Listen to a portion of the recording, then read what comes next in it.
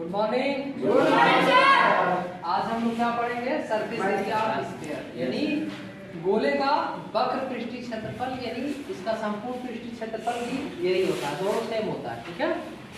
तो कुछ पहले इसके पहले क्या पढ़ा था? कुछ नियम पढ़ा था, फार्मूला पढ़ा था और कुछ क्वेश्चन भी सॉल्व किए थे हम लोग। ठीक है। अब इसके बाद से हम लोग क्या करेंगे, इसके फिर और क्वेश्चन सॉल्व करेंगे। ठीक है। चलो देखो, दूसरा क्वेश्चन करा, निम्न व्यास वाले गोले का पृष्ठीय क्षेत्रफल ज्ञात करो। गोले का व्यास दे दिया है, पहला क्वेश्चन दिया है, ध्यान से देखो। गोले का व्यास क्या दिया जी? 14 सेंटीमीटर। डी का मान क्या दिया है? 14 सेंटीमीटर। तो त्रिज्या क्या हो जाएगा? d/2 होगा, यानी 14/2 बराबर क्या होता है? 7। क्योंकि जो त्रिज्या होती है ना जी, व्यास का आधा होता है। आ रहा समझ में? ये पूरा व्यास है ना, इसका हाफ कर देंगे तो हमें त्रिज्या मिल जाएगा। और गोले का त्रिज्या कितना हो जाएगा? 7 सेंटीमीटर। अब गोले की त्रिज्या पता चल गया। अब गोले का सरफेस एरिया पूछ रहा है ना, वक्र पृष्ठीय क्षेत्रफल। तो लिख लो यहाँ पे, गोले का पृष्ठीय क्षेत्रफल बराबर क्या होता है जी? 4πr² होता है। यस। चलिए, अब यहाँ पे वैल्यू हम रख लेते हैं। पाई की वैल्यू क्या रखेंगे? 4, ये 22/7 हो जाएगा पाई की वैल्यू। आर की वैल्यू कितना है जी? 7/²। यहाँ देखो, 4 × 22/7 × 7 होगा। अब 7 से 7 कैंसिल। ठीक है, 7 से 7 कैंसिल हो गया। यस सर, हो गया। अब चाहिए मल्टीप्लाई कर लीजिए, तो ये हो जाएगा 88 22 क्या होगा? 7 सेंटीमीटर स्क्वायर। अब इसका सब मल्टीप्लाई कर लीजिए, ये हो जाएगा 4 से 22 में मल्टीप्लाई करेंगे तो क्या होगा? 88 और 7 से गुणा कर लीजिए। 8 7 56, 6 कहीं बचा 5, फिर 8 7 56 और 56 5 कितना होगा? 61 होगा ना जी।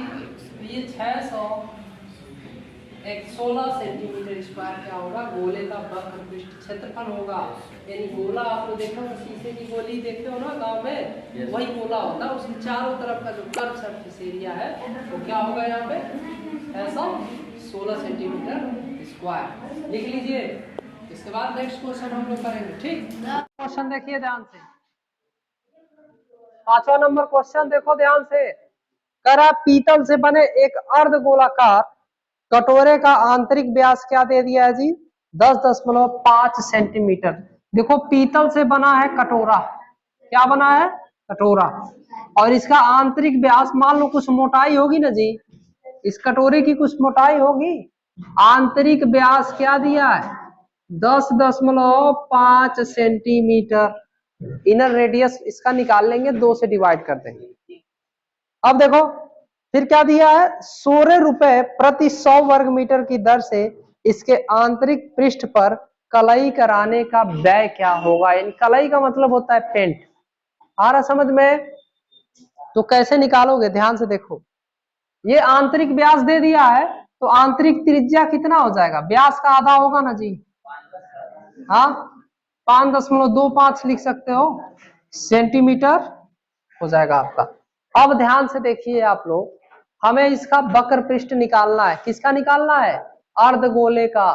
तो ये कटोरे का लिख लेना यहाँ पे, या अर्धगोलाकार कटोरा। अर्धगोलाकार कटोरे का वक्र पृष्ठ का क्षेत्रफल। आ रहा समझ में? तो क्या हो जाएगा जी? ध्यान से देखना, 4πr पूरे गोले का होता है, तो आधा करेंगे तो 2πr² होगा। तो ये हो जाएगा आपका 2πr²। तो आप लोग यहाँ पे निकाल लीजिए, ये हो जाएगा 2 पाई की वैल्यू रख लो 22/7। आर की वैल्यू कितनी है? 5.25 का होल स्क्वायर। यहाँ पे हो जाएगा 2 × 22/7 मल्टीप्लाइड बाई क्या हो जाएगा? 5.25। फिर क्या होगा? 5.25। चलिए इसको सिंप्लीफाई कीजिए।